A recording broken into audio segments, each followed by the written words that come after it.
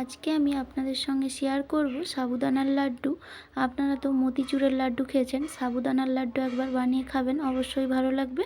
তাহলে চলুন সাবুদানার লাড্ডু আমি বানিয়ে নেব। নিয়েছি 1 বাটি সাবু, ওই বাটিরই মাপ করে আমি নিয়ে নেব 1.5 বাটি জল।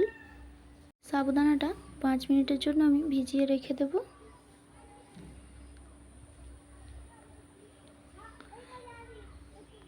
কড়াইতে আমি দিয়ে দেব 1 চামচ ঘি। সাবুদানার লাড্ডুটা বানানোর সময় আঁচটা লোতে রাখতে হবে। ঘিটা খুব ভালো করে গলিয়ে নেব।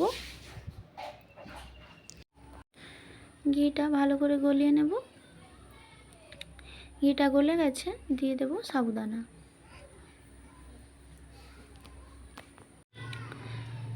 সাবুদানাগুলো ভালো করে ভাজা ভাজা করে নেব।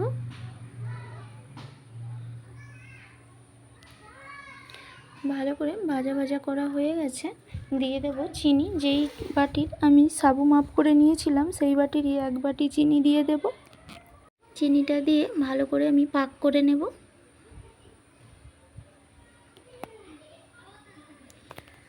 চিনিটা গলে যাওয়া পর্যন্ত নাড়তে থাকবো।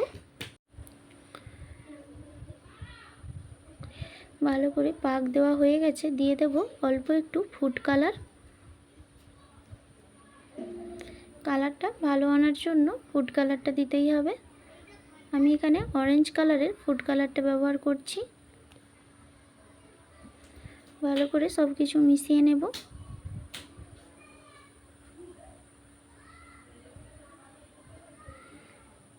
দিয়ে দেব অল্প একটু কাজু বাদাম কুচি, দিয়ে দেব অল্প একটু চালমগজ। আবারও সব কিছু ভালো করে মিশিয়ে নেব।